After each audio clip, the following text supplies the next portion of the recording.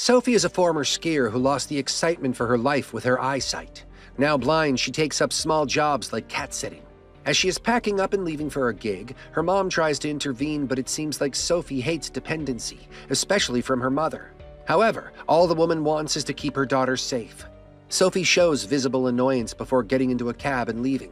Even on the way, she cuts her mother's call halfway by acting like the signals are weak. The mansion she is to cat sit in is a huge one, but in a very secluded area. Deborah meets her warmly, but it seems like Sophie's lack of sight has turned her rude, and she considers every help as a pity towards her. She rejects the house tour and tells Deborah that she will find her way through stuff on her own. Giving her the security key, Deborah leaves. Once she leaves, Sophie puts a monitor on the cat and then calls her best friend, Cam, and he acts like her eyes by guiding her through stuff on a video call. Going to the basement, there is a narrow hallway with a pantry and other storage rooms. The signals are a little weak there, but they are still connecting. When they open the wine cellar, Sophie gets excited and takes a bottle out. She asks him to search for the price and grins that she picked up an expensive one. Cam calls her a thief, not because she plans on drinking it, but because she plans on stealing it. Sophie gets defensive that Deborah won't even notice one bottle gone, but that is not Cam's point at all. This makes her mad and she cuts the call, telling him she doesn't need him to be her eyes. Going up, she is standing in frustration when her phone rings. She lashes out thinking it's Cam, but it is Deborah asking if she put on the security lock. Sophie had forgotten it and told her she'd do it right away. Deborah offers to guide her through video, but Sophie once again arrogantly says she can do it. Once the lock is set, Sophie wanders and goes out through one of the doors, but it automatically locks when it shuts. Sophie contemplates calling Cam, but her ego intervenes, and she cannot call Deborah as her reputation will be damaged. Not having any other choice, she calls the See For Me app, which helps people. The first volunteer keeps asking her to twist the knob or call for help, making Sophie cut the call. She tries again for a different person. That person is Kelly, an Army veteran, who is currently spending her life in gaming and volunteering here. She tells Sophie to ask for help, but Sophie eventually mumbles she doesn't want to take help from anyone. Kelly shows understanding and asks her to walk around the house with the camera a little tilted so she can see the windows and other doors. It is difficult to keep the camera at a certain angle because Sophie is shivering in the snow, which is making her throw tantrums as well. Good thing Kelly is patient, or that attitude would leave Sophie freezing to death in the cold. Finding a glass door, she asks Sophie if it is unlocked, but it isn't. Kelly asks her to put the phone down and push the door a certain way. Sophie doesn't think it would work, but eventually listens to Kelly, and it does open the door after a little effort. The two get excited, but the alarm starts ringing, making Sophie run and turn it off.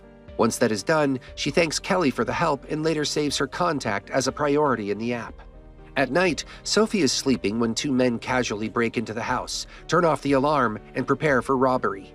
Seems like they know Deborah isn't home as they remove the giant painting from the wall, revealing a safe and start drilling to get access to it. Sophie wakes up to the little noise before and walks around while keeping the monitor turned on so she can find the cat. She assumes it is the cat when there are two robbers in the house. Hearing the monitor, Ernie starts looking around to find the source while Dave is asked to keep drilling. It is pure luck that while blindly wandering around, Sophie doesn't run into Ernie, even though they almost cross paths. It doesn't take long for Sophie to hear the voices of the people talking. The panic makes her run into a vase and break it. She hides as Ernie comes again to look. She calls 911, who tells her they'll send help, but it might take time since the location is pretty far.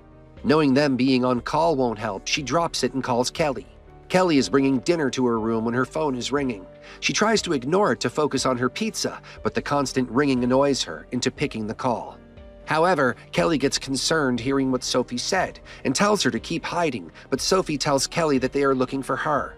Ernie is walking past the door of the room and moving a little ahead. He gets ensured that there is indeed someone in the house as there is luggage lying open in a room. In the meantime, Sophie sneaks out of the room behind her into another hallway. She seems panicked while Kelly keeps telling her to calm down and let her help. Kelly tells Sophie to hide in the basement, but Sophie doesn't plan on cornering herself down there. She wants to get out. Kelly doesn't fight it, but just tells her to keep panning the camera so she can guide her. Once near the main entrance, Sophie wants to escape, but Kelly tells her where Dave is. Since Ernie is looking for her, Kelly keeps warning her, but all of Sophie's arrogance and obnoxiousness goes to waste as she tries to dash the main door. Luckily, she hears Ernie on time and hides in the kitchen. Ernie calls his boss and tells him of the scenario. Dave seems to be scared of this change in the flow of plans, but Ernie tells him to keep drilling while he goes to get rid of the girl. As Ernie leaves to look for her, Sophie tells Kelly she is running out. Kelly tries to tell Sophie to not act reckless, but Sophie has turned deaf ears, and she starts running towards the door. That doesn't end well, as the moment she opens the door, a person is standing outside who smacks her to the ground. He is the third member, Otis, who isn't even supposed to be here, but helped catch this girl and snatch her phone. He sees she already called 911, which means they are in trouble. Ernie calls the boss, Rico, who asks her who she is and what she is doing there. She tells them she is cat-sitting and they can take whatever they want. She won't say anything. They have 7 minutes till the police arrive, so they have to find a solution immediately. Otis wants to kill her, but Sophie requests not to, as she doesn't know anything. Otis mentions she has seen their faces, but Sophie cries that she is blind, bringing her ID. Ernie gets her information and gets to know she isn't lying. She only gets light perception. This means she is not a witness to them. But the issue is that the police will be here any minute. Sophie tells them she can tell the police it was a misunderstanding and make them go if she gets her share of the money. Rico seems interested in this, and when they see she stole a wine bottle to sell, they know she is demanding some money. Rico promises her 5% of the money if she helps them. Sophie agrees. They call 911 and she tells them it was a misunderstanding as she left the TV on. The police seem to not take the bait as they tell her someone is already almost there, so it is good to have a check of the house in precaution. Once the call ends, Sophie panics, saying she tries, but Rico calms her down, saying she did fine and they all plan to hide with no traces while Sophie gets the detective to leave. On the other hand, Kelly searches about Sophie and finds out she is a former skier. Using this information, she calls 911. They tell her they cannot help her with this little information, so Kelly tells her a bit of the isolated location and the city she is in. She then mentions that Sophie already reached out to 911 a while back. This is helpful enough for them to search for. The irony of the situation is one official, Deputy Brooks, showing up alone on Sophie's previous call mentioning intruders. Sophie initially doesn't open the door, saying it was a misunderstanding, but Brooks insists that Sophie opens the door and talks to her face to face. Sophie opens the door telling her everything is fine, but Brooks finds it odd that Sophie considered the voices of TV to be actual people. She decides to look around just to be on the safe side, while the others make sure they don't get in Brooks's sight. Brooks notices the loose socket in the lounge, but Sophie's unaware reaction is genuine because, well, she can't see. Brooks is about to leave when she tells Sophie in a hushed tone to be honest if she saw someone, and is being forced as it won't take long to call for help. Sophie denies it because of the money as well as Ernie being in the hearing range. Suddenly a phone rings, alarming Brooks if it belongs to Sophie. Luckily, it is Sophie's phone, and Ernie has to place it on the kitchen shelf to not get caught. Brooks brings the phone, making Sophie attend it, which she does so. Now Sophie at least has her phone back. Brooks makes her attend the call, and it is Cam apologizing, but Sophie tells him it is fine and ends the call.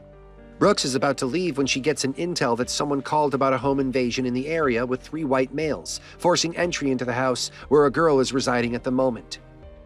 Brooks asks for the description of the girl, and she is told a blind girl named Sophie. Brooks enters back into the house telling Sophie to stay behind her. Ernie comes out, surrendering that he is the only person here. Brooks tells him to get down and keeps asking about the other two when Otis comes in from behind and attacks Brooks. He then manages to choke her to death with a wire. Sophie manages to sneak away in the commotion with one of Brooks's guns that fell out. She calls Kelly, telling her they killed a cop and how she is getting out of here. Kelly keeps telling Sophie that running out into the open woods full of snow will make her easily caught as there is going to be no help around. Otis looks for her and follows outside, but Kelly manages to convince Sophie to go back in, and she will surely help her deal with them if she cooperates. Kelly guides her through the house where the little nursery is. She is walking around but stumbles and falls, creating a noise. This is heard by Ernie, who takes a knife and walks down to look for the source of the noise. Kelly tells Sophie to hurry and find the gun, and then makes her hide behind the plants with her flashlight off. The drilling makes it easier for them to communicate in hushed voices and not get caught. As Ernie looks around, Kelly guides Sophie to point the gun in the right direction. Once it is set, Sophie is told to shoot, but she freezes. Ernie tries to get her to stop and walks slowly towards her, using the leverage that the flashlight makes it hard to see the knife in his other hand. However, Kelly manages to decipher it while he is walking and starts pestering Sophie to shoot till she finally does. One down, Sophie has to now get rid of the other two. Kelly tells her to keep moving, but the 20% battery alert alarms the two of them. Her charger is in her bag, which was moved by the front door by these people, so she can't get it. Kelly tells her to keep moving, while Otis gets in and chuckles, finding it amusing that Ernie was killed by Sophie. He goes down to the basement where Sophie comes out and shoots as per Kelly's direction. He does get hurt, but not enough to make him immobile. He rushes towards Sophie while the connection with Kelly breaks due to poor signals. She keeps shooting wildly while Otis keeps slashing with an axe to kill her. She enters the wine cellar and slips on one of the bottles to fall.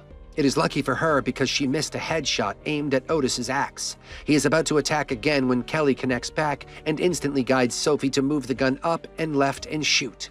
This kills Otis, making the blind girl survive against 2 of the 3 odds. Kelly tells Sophie to calm down and breathe, as they have moments before Dave stops drilling and notices others gone. Sophie is traumatized for all the right reasons, but the guilt of the cop dying weighs on her. Kelly tells her to camp downstairs till cops come in, but her phone battery is only 10% left. Kelly shares how she is serving a punishment right now, making Sophie mention getting a cop killed. Kelly tries to comfort that it was Brooks's job, but Sophie shares how she was involved with those people for a share of money, which is why this situation happened.